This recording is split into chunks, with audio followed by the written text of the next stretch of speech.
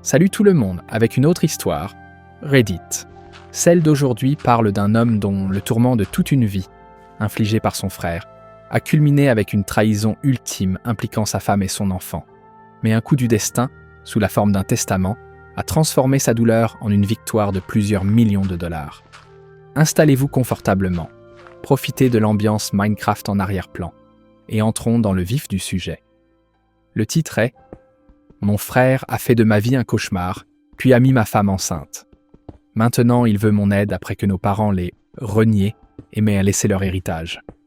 Mon jeune frère, Ben, a toujours nourri un profond ressentiment envers moi. Si vous pensez que cela venait de la jalousie, vous auriez tort. Il était l'enfant préféré, pas moi. Il n'avait aucune raison d'être envieux. Pour vous donner un peu de contexte, notre mère a toujours gâté Ben. Il était l'enfant en or de notre famille. Elle lui préparait ses repas, faisait sa lessive, et me demandait même de l'aider avec ses devoirs. On s'attendait à ce que je l'aide simplement parce que nous étions de la famille, mais je ne recevais jamais la même considération. J'ai accepté cela, car j'étais assez indépendant. C'était peut-être en partie ma faute de toujours répondre à ses besoins sans rien attendre en retour. Il ne m'a jamais aidé quand j'en avais besoin et ne m'approchait que lorsqu'il voulait quelque chose. Alors que j'étais un enfant calme et introverti qui aimait étudier et rester seul, il était bruyant et tapageur, tout comme notre père. J'ai aussi tendance à être direct et honnête, sans jamais enrober les choses. Je crois que ma mère a pu développer une perception négative de moi à cause de ma franchise. Ce favoritisme a fait de Ben le chéri de la famille, et cela ne me dérangeait pas pendant que nous grandissions. Cependant, les problèmes ont commencé quand il a commencé à me harceler et à se moquer de moi parce que j'étais différent de lui. Il me taquinait sur ma taille et le fait que je portais des lunettes. Il se faufilait dans ma chambre, lisait mon journal, puis se plaignait à ma mère de ce que j'avais écrit. Quand je lui criais dessus et que je me plaignais à nos parents de son intrusion dans ma vie privée, ils se contentèrent d'en rire, disant que ce n'était pas grave. Il a fait des choses plus horribles, comme faillir casser mes lunettes et mettre des choses dégoûtantes dans ma nourriture. Il a même une fois mis de petits cailloux dans mes céréales, mais heureusement, je les ai trouvés avant qu'ils ne puissent endommager mes dents. Quand je l'ai dit à ma mère, elle a minimisé la chose, disant « C'est comme ça que les frères créent des liens. » Chaque fois que nous nous battions, Ben se concentrait sur mes insécurités pour m'insulter. Nous allions à la même école, alors il savait que j'étais harcelé par quelques enfants. Au lieu de me soutenir, il se rangeait du côté des harceleurs, m'appelant des noms comme « moche loser » ou « singe poilu » et les encourageant à me faire du mal physiquement, disant que j'étais juste un grand raté. Une autre fois, lors d'une dispute pour quelque chose de trivial dont je ne me souviens même pas, il m'a dit de me tuer. Si je pouvais facilement ignorer la plupart des insultes, celle-là m'a vraiment blessé, parce que je luttais contre ma santé mentale à l'époque. Je vais mieux maintenant, mais c'était dévastateur d'entendre que mon propre frère voulait ma mort. Comme papa était souvent au travail et que maman ne semblait pas s'en soucier beaucoup, elle m'a même grondé une fois, affirmant que c'était ma faute de l'avoir irrité. Les choses ont progressivement empiré pendant le lycée. Il y a eu un incident choquant, quand Ben a tenté de mettre le feu à mes cheveux. Et incroyablement, notre mère l'a défendu, affirmant qu'il jouait simplement. Sérieusement, qui se comporte comme ça? Heureusement, mon père a finalement pris mon parti et a souligné la gravité de la situation.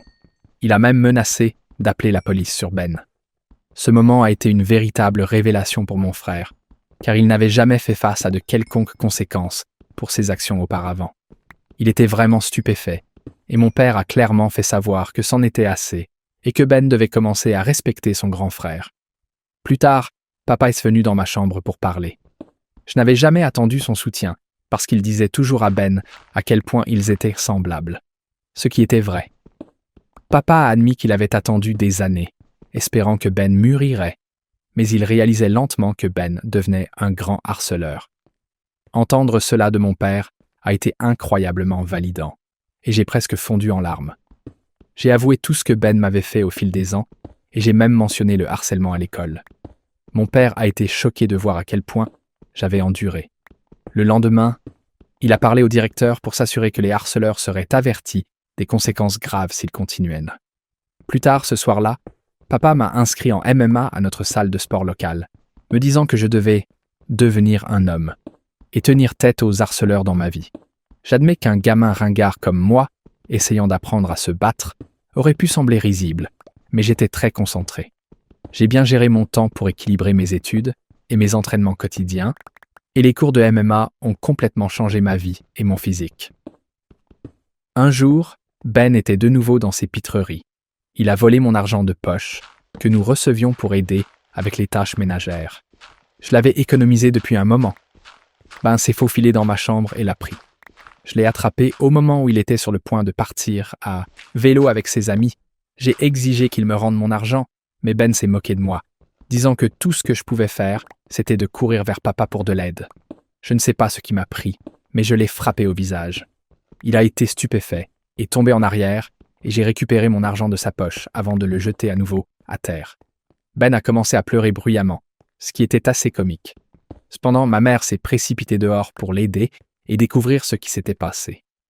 Quand elle a appris que je l'avais frappé, elle a été surprise et m'a réprimandé, disant que je devrais être un meilleur modèle pour Ben, qui semblait apprécier de me voir gronder. Ma mère s'est également plainte à mon père de mon comportement, disant que j'avais besoin d'être contrôlé. Mon père a demandé d'un air sombre à nous deux de nous expliquer.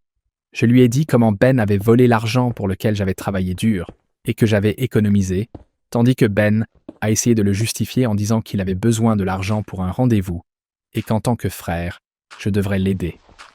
Cependant, papa a dit à Ben qu'il avait de la chance que je l'ai seulement frappé pour avoir volé, parce que n'importe qui d'autre aurait appelé la police. Il a continué de dire à Ben qu'il n'avait pas le droit de prendre les affaires des autres sans leur consentement. Ben n'a pas aimé ça et a fait une crise, espérant probablement que notre mère se rangerait de son côté. Mais papa s'est resté ferme. Quand Ben a réalisé qu'il n'allait pas être puni pour avoir été frappé, il a crié à quel point il me haïssait et elle est retournée dans sa chambre, s'y enfermant. Après cet incident, Ben a commencé à prendre ses distances avec moi. Il avait finalement compris qu'il ne pouvait plus me harceler et que même papa avait cessé de soutenir ses singeries. Pour la première fois depuis longtemps, j'ai eu l'impression que nous étions égaux. Bien qu'il ne puisse plus me faire de mal physiquement, il a eu recours aux insultes verbales lorsque nos parents n'étaient pas là. Son comportement a empiré avec l'âge, devenant plus en colère et plus colérique chaque année. Quand je l'approchais avec une question, il m'ignorait et s'éloignait, marmonnant des insultes comme « intello » ou « ratiflamave » sous sa respiration. S'il avait besoin de communiquer quelque chose, il le relayait par l'intermédiaire de notre mère, au lieu de me parler directement.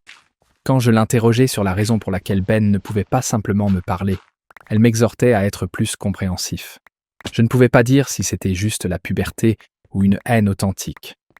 Au fil du temps, faire face à ses commentaires est devenu insupportable, et je désirais déménager et m'éloigner de lui. J'ai demandé à plusieurs reprises à ma mère d'organiser une conversation pour que nous puissions résoudre nos problèmes, mais elle a toujours refusé, disant qu'elle ne voulait pas s'impliquer. Quand je lui demandais son avis sur la raison pour laquelle Ben me traitait de cette façon, elle ignorait la question. Finalement, je suis parti pour l'université de mes rêves, ayant obtenu une bourse en tant que meilleur étudiant. Mon père a organisé une fête pour moi, et même ma mère a semblé fière. Cependant, Ben est resté distant et aloof, reconnaissant à peine mes réalisations. Le jour où je suis parti pour l'université a été un mélange d'excitation pour l'avenir et de soulagement d'échapper à l'environnement familial toxique. Les premiers mois à l'université ont été libérateurs. Je me suis fait de nouveaux amis, j'ai apprécié mes cours et j'ai commencé à construire une vie séparée de l'atmosphère oppressive de mon enfance. La peur constante des attaques verbales de Ben s'est dissipée, me donnant un nouveau sentiment de paix. Au cours de ma deuxième année, j'ai rencontré ma femme, Sarah, lors d'une fête par l'intermédiaire d'un ami, et nous avons tout de suite accroché. Venant d'un milieu religieux, avoir des enfants en dehors du mariage était mal vu. Cependant, lorsque nous avons découvert qu'elle était enceinte lors de notre dernière année, nous avons décidé de nous marier juste après l'obtention du diplôme. Notre mariage a été une cérémonie petite, mais joyeuse. Nos parents étaient heureux pour nous, et nous avons apprécié la célébration. À ce moment-là, je croyais que Sarah était l'amour de ma vie. J'avais toujours imaginé une relation monogame, une femme avec qui rentrer à la maison et partager ma vie. Malgré le fait que d'autres femmes aient montré de l'intérêt au fil des ans, je n'ai jamais rien poursuivi, car j'étais vraiment content dans mon mariage. Sarah était la fille de mes rêves, et je n'ai jamais voulu la blesser. Cependant, j'ai plus tard découvert 2 incidents d'infidélité dans notre mariage. L'une était une liaison intermittente avec son collègue marié, qui a duré plusieurs années, et l'autre était une brève aventure avec un ex-petit ami lors d'une visite à sa famille. Certains pourraient penser que j'étais naïf, et en y repensant, je ne peux pas être complètement en désaccord. À chaque fois, nous nous sommes séparés pendant un certain temps, mais j'ai choisi de pardonner à ma femme. Je ne voulais pas élever notre enfant dans un foyer brisé, et je croyais que nous pouvions surmonter ces obstacles. L'aventure avec son collègue s'est produite quand nous étions jeunes, et je l'ai attribuée à des erreurs de jeunesse et à un mauvais jugement. Pendant une période, les choses ne semblaient pas s'améliorer, bien que je ne puisse plus jamais lui faire entièrement confiance. J'ai fait de mon mieux pour mettre de côté mes doutes, sachant que si je choisissais de pardonner, je devais vraiment travailler vers un nouveau départ. Cela fait 4 ans, depuis sa deuxième trahison, et je me sentais confiant dans ma décision de lui donner une autre chance. Sarah semblait avoir changé, et nous étions vraiment heureux, planifiant l'avenir de notre famille. Cependant, il y a 3 mois, mon monde a été brisé une fois de plus, quand elle a révélé qu'elle avait eu une liaison à long terme et a suggéré que notre fils pourrait ne pas être le mien. Ces mots m'ont frappé comme une tonne de briques. Un mélange de choc, de trahison et d'incrédulité m'a submergé. J'ai eu du mal à comprendre l'énormité de sa confession. Dans un état second, j'ai réussi à demander pourquoi elle avait gardé un secret aussi important et comment elle avait pu faire quelque chose d'aussi dévastateur. Sa réaction a été froide et indifférente, comme si elle était détachée de la douleur qu'elle causait. Ses réponses vagues m'ont laissé plus de questions que de réponses. C'était un moment surréaliste et douloureux, confrontant la confiance brisée et l'incertitude quant à ma propre famille. J'ai continué à presser Sarah pour la vérité parce que je sentais que je méritais de connaître le père de l'enfant que j'avais élevé depuis sa naissance. Finalement, elle a admis que c'était Ben. Mes yeux se sont écarquillés sous le choc alors que je demandais à Sarah ce qu'elle voulait dire. Elle a expliqué qu'elle et Ben étaient redevenus amis lorsque je l'ai présenté à ma famille et qu'elle s'est restée avec nous de Thanksgiving jusqu'au Nouvel An. Ben, habituellement froid avec moi, était chaleureux et poli envers elle, ce qui m'a rendu heureux car je ne voulais pas que Sarah se sente mal accueillie. Sarah voulait être acceptée dans ma famille, alors elle passait beaucoup de temps avec ma mère chaque fois que c'était possible. Elle a remarqué la faille entre Ben et moi et m'a posé des questions à ce sujet. Je me suis ouverte sur notre relation tendue et j'ai expliqué que nous pourrions ne jamais la réparer en raison de ses sentiments non résolus. Sarah a compris, mais a commencé à inclure Ben dans nos sorties, espérant que cela nous aiderait à créer des liens. Chaque fois que nous prévoyions de regarder un film, elle invitait Ben et nous regardions ce qu'il choisissait. Pendant ce temps, Ben et moi échangions quelques mots, ce qui était une amélioration par rapport à son traitement silencieux habituel. Je me souviens de Sarah et Ben traîner et jouer à des jeux vidéo ensemble, mais je n'y ai jamais trop réfléchi. Sarah m'a dit qu'un jour, Ben s'est confié à elle sur ses difficultés lors d'une récente rupture. Se sentant vulnérable, il a noué une amitié avec elle. Elle a mentionné qu'il flirtait innocemment avec elle quand je n'étais pas là. Et finalement, les choses ont dégénéré au-delà de son contrôle. La vision de ma femme et de mon frère couchant ensemble m'a donné la nausée. Sarah a avoué qu'elle s'était sentie coupable par la suite et l'avait quitté, ce qui correspondait à sa décision abrupte de rentrer à la maison au lieu de passer le Nouvel An avec moi. Bien que j'ai essayé de la convaincre de rester, elle était catégorique sur le fait de partir. Quand nous nous sommes revus à l'université après les vacances, elle était sa joyeuse personne habituelle, donc je n'ai rien remis en question. 2 semaines plus tard, nous avons découvert qu'elle était enceinte. Sarah a admis qu'elle ne savait pas si l'enfant était le mien ou celui de Ben, et sans moyen de le prouver, elle a choisi de rester avec moi, sachant que j'étais le frère le plus fiable. C'est pourquoi nous nous sommes mariés. Mon monde semblait s'effondrer. Le fils que j'aimais pourrait même ne pas être le mien. J'ai demandé à Sarah si elle avait couché avec Ben récemment, et elle a lentement hoché la tête. Elle a révélé qu'ils étaient toujours restés en contact parce que leur alchimie était indéniable. Ils se faufilèrent dans des hôtels, me mentant en disant qu'ils faisaient des heures supplémentaires. Elle a admis que la moitié de ses voyages d'affaires étaient en fait des escapades romantiques avec lui. J'ai demandé pourquoi elle m'avait épousé si elle voulait mon frère, et Sarah a dit qu'elle ne voulait pas être celle qui mettrait fin au mariage. Elle me voyait comme un père merveilleux pour notre fils et a décidé de rester. Selon ses propres termes, elle a fait une erreur et ne savait pas quand s'arrêter. J'ai dit à Sarah que j'étais heureux qu'elle m'ait dit la vérité, mais que j'allais faire mes valises et partir. Elle a commencé à pleurer, demandant pardon et s'attendant à ce que je lui crie dessus. Au lieu de cela, j'ai calmement fait mes valises. Sarah a insisté sur le fait que si je l'aimais, je devrais me battre pour elle et que des erreurs se produisent dans chaque mariage. Quand elle a réalisé que je n'allais rien faire, elle a changé de tactique, disant que notre fils serait affecté par un divorce et que les enfants ne devraient pas être élevés dans des foyers se briser. Je lui ai rappelé que je n'étais peut-être même pas le père, ce qui l'a fait pleurer davantage et m'a accusé d'être cruel. Il semblait qu'elle croyait que rien ne pouvait me faire vouloir quitter le mariage. C'était peut-être en partie ma faute d'avoir laissé les choses glisser dans le passé. Bien que je l'aimais, c'était plus comme si cela découlait de la pensée que nous avions un fils ensemble, et que nous étions ensemble depuis l'université. Sarah n'arrêtait pas d'insister sur le fait qu'il n'était pas trop tard pour arranger les choses, mais j'avais du mal à la croire, et je n'avais plus de patience.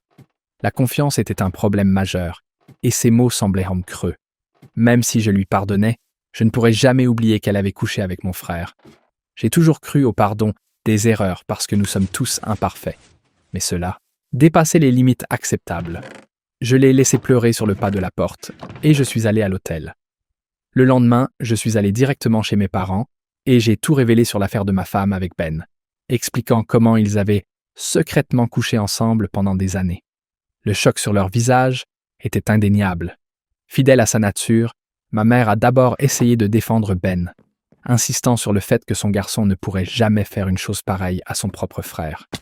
Déterminé à exposer la vérité, j'ai demandé à mes parents de rester silencieux et de me laisser appeler Ben devant eux.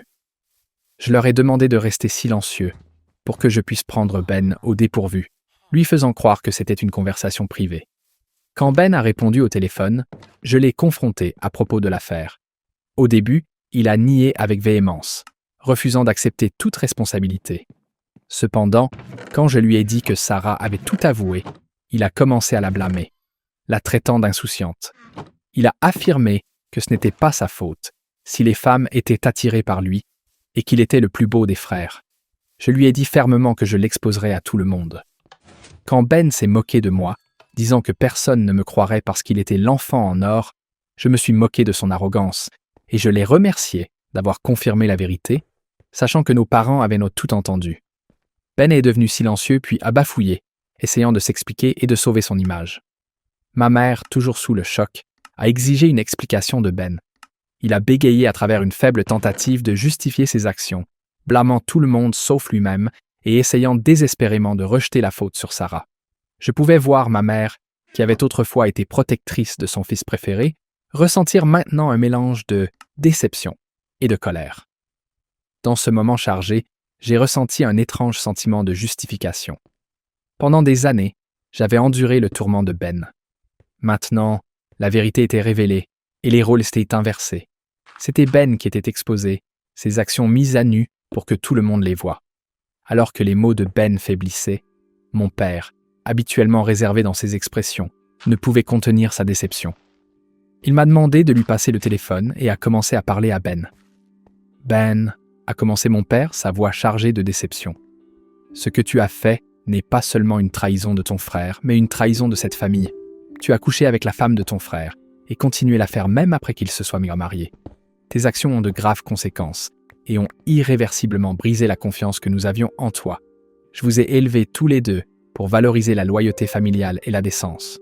Ce que tu as montré aujourd'hui défie tout ce que j'ai essayé de t'enseigner. » Il a fait une pause, laissant le poids de ses mots s'enfoncer dans la conscience de Ben. Ton mépris pour les sentiments de ton frère et le manque de respect pour son mariage sont inacceptables. Tu ne l'as pas seulement blessé, mais tu as également déchiré les liens qui unissent notre famille. Ta mère et moi sommes en partie à blâmer pour ce que tu es devenu. Mais nous ne tolérerons plus ce comportement. À partir d'aujourd'hui, tu es coupé des fonds universitaires que j'avais mis en place pour toi. Tu devras trouver comment payer tes frais d'université, par toi-même. Je vais aussi arrêter de financer ton style de vie. Penses-tu que cela fait de toi plus un homme de coucher avec des femmes mariées? Voyons comment tu t'en sors sans mon argent. Pendant tout cela, j'ai maintenu une attitude posée. Bien que j'ai d'abord voulu crier sur Ben, le voir mon père le punir était la justification ultime. J'avais exposé sa vraie nature, et il était clair qu'il avait sous-estimé les conséquences. Ma mère, malgré les protestations persistantes de Ben, a continué à le justifier. Mais mon père a rapidement mis fin à l'appel, mettant fin aux tentatives de Ben d'expliquer ses actions. Après, ma mère m'a approché et m'a serré dans ses bras. Cela faisait longtemps que nous n'avions pas partagé un tel moment. Mais dans cette étreinte, il y avait une compréhension tacite et un soutien au milieu du tumulte familial. Elle s'est excusée de ne pas m'avoir cru tout ce temps. Mon moi de 14 ans n'aurait jamais pu imaginer ce moment, être justifié et étreint par ma mère. Après cela, mon père m'a aidé à trouver un bon avocat pour divorcer de Sarah. Elle et son avocat ont essayé de se battre salement, demandant une pension alimentaire puisque je gagnais plus qu'elle. Mais son affaire a joué lourdement en ma faveur. Nous avons également effectué un test de paternité, et il a été confirmé que Ben était bien le père de l'enfant. La nouvelle a été incroyablement douloureuse, encore pire que de découvrir l'infidélité de Sarah. J'étais furieux que le fils que j'avais aimé et élevé ne soit même pas le mien. Cependant, j'ai décidé de rester fort. Sarah m'a supplié de continuer à rendre visite à mon fils, arguant qu'il ne devrait pas être puni pour la situation, mais je ne pouvais pas supporter de le voir. Il me rappelait trop Ben, et je détestais ça. Après que mon divorce a été finalisé, j'ai ressenti un sentiment de liberté m'envahir alors que je déménageais dans mon propre appartement. C'était surréaliste de vivre seul, puisque je m'étais marié si jeune et n'avais jamais vraiment eu la chance de faire l'expérience de l'indépendance. Cependant, ma nature naturellement indépendante m'a permis de m'adapter rapidement à mon nouveau mode de vie, et je l'ai beaucoup apprécié. Il y a 2 semaines, mon père a appelé pour me dire qu'il envisageait de changer son testament car il ne voulait rien laisser à Ben. Mon père est incroyablement têtu, et une fois qu'il a décidé de couper Ben de sa vie, il s'y est tenu. Ben a essayé de contacter nos parents et s'est même présenté à leur porte pour implorer le pardon, mais ils ont refusé de le laisser entrer. Même ma mère, qui cédait généralement aux crises de Ben, semblait en avoir assez de lui, bien que cela ait dû être le plus difficile pour elle. Ben ne m'a jamais envoyé de SMS pour s'excuser de ce qu'il avait fait, montrant qu'il ne regrettait pas ses actions. Il était juste contrarié d'être coupé de nos parents. Papa m'a dit qu'il prévoyait de tout me laisser, s'assurant que Ben ne le contesterait pas plus tard. Il ne laisserait à Ben qu'$1. Mes yeux se sont écarquillés sous le choc, car mon père avait travaillé dur toute sa vie. Y compris ses actifs, son fonds de retraite et son assurance vie, le total s'élevait à près de 1,5 million de dollars. La seule condition dans son testament était que si mon père décédait avant ma mère, elle continuerait de vivre dans leur maison, même si la propriété me serait transférée. Cela ne me dérangeait pas car je voulais prendre soin de ma mère dans ces derniers jours. D'une manière ou d'une autre, Ben a découvert cela et, incapable de joindre nos parents, m'a appelé hier, essayant de faire la paix. Il a expliqué comment il avait des difficultés à l'université et qu'après que Sarah ait découvert la paternité de l'enfant, elle l'avait harcelé pour une pension alimentaire. Il a dit qu'il n'avait pas d'argent et cherchait des emplois à temps partiel mais ne trouvait rien. Il m'a supplié de parler à notre famille pour repartir de zéro, car il avait vraiment besoin de mon aide. J'ai ri au nez et je lui ai dit que j'en avais fini avec lui. Je lui ai rappelé qu'il aurait dû penser aux conséquences, avant de coucher avec ma femme et de la mettre enceinte. Ben a soutenu que j'étais injuste et que Sarah était également à blâmer, ce avec quoi j'ai été d'accord. Je lui ai rappelé que je l'avais divorcée, ce qui la rendait sa responsabilité, maintenant. Il ne devrait pas m'appeler pour se plaindre d'elle ou de l'enfant, car ce sont les conséquences de ses propres actions. Ben a commencé à élever la voix, mais je l'ai interrompu, lui rappelant qu'il n'était plus l'enfant préféré de la famille, mais le mouton noir qui avait couché avec la femme de son propre frère. À ce moment-là, Ben a commencé à pleurer, me disant comment tout le monde, y compris nos grands-parents et nos proches, s'était retourné contre lui. Bien que ce soit vrai, ce n'était plus mon problème. Je lui ai dit que nous en avions fini, et qu'il ne devrait plus jamais m'appeler, car je ne le considérais plus comme mon frère. Depuis, j'ai repassé la conversation dans ma tête. Malgré ma haine pour mon frère, je ne l'avais jamais entendu pleurer. Moins pas depuis que nous étions enfants. Je ne vais pas mentir, cela m'a un peu blessé de le voir si impuissant. Alors, je suppose que je suis ici pour demander si je devrais parler à nos parents de lui, ou si je serais un salaud si je ne le fais pas. Mise à jour 1. Salut tout le monde. Beaucoup d'entre vous ont demandé pourquoi je ne suis plus en contact avec mon fils Léo, et certains m'ont même traité de cruel.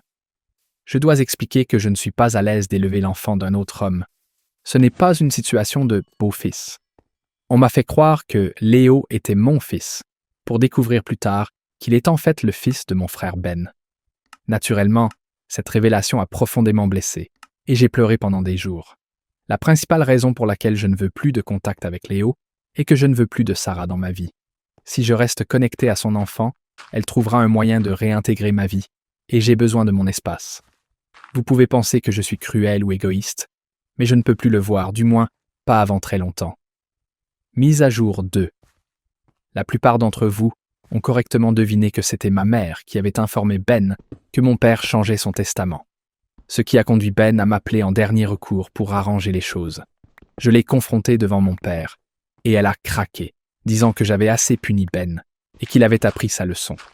Mon père a fermement dit à ma mère que si elle croyait que ce que Ben avait fait était pardonnable, alors il ne pouvait plus rester marié à elle, car il ne pourrait jamais pardonner une telle trahison. Cette menace a fait taire ma mère. Mon père a clairement fait savoir que si elle reparlait à Ben et que nous le découvrions, elle pouvait faire ses valises et partir. Comme je l'ai mentionné, mon père est très têtu. Espérons que ma mère apprendra de ses erreurs. Mise à jour 3. Reddit, cela fait 5 mois depuis ma dernière mise à jour. Ma relation avec mes parents s'est améliorée au cours des derniers mois. Mon père et moi allons jouer au golf tous les week-ends, et il me traite plus comme un ami que comme un fils. Bien que ma mère s'ennuie de Ben, elle est restée loin de lui. La dernière chose que j'ai entendue à propos de Ben était de mon cousin, qui a dit que Ben avait demandé de l'argent à tout le monde et avait finalement dû abandonner l'université, car il ne pouvait pas se permettre les frais. Lui et Sarah vivent ensemble, et il a un emploi à temps partiel en tant que mécanicien. Apparemment, ils élèvent Léo ensemble, ce qui est une bonne chose, je suppose. Je ne discute jamais de Ben avec mes parents, et ils n'en parlent pas non plus. Pour tous ceux qui demandent, je vais plutôt bien. J'ai été promu dans mon travail il y a 2 mois, donc mon salaire s'est considérablement amélioré. Je n'ai fréquenté personne, car je sens que j'ai encore besoin de temps et d'espace pour guérir. Je suis allé en thérapie, donc nous verrons comment ça se passe. Voilà pour l'histoire d'aujourd'hui. Merci d'avoir passé ce moment avec moi pendant que nous traversions tout ce drame familial. Faites-moi savoir dans les commentaires ce que vous en avez pensé, et restez pour d'autres histoires, avec l'ambiance Minecraft habituelle en arrière-plan. On se retrouve dans la prochaine.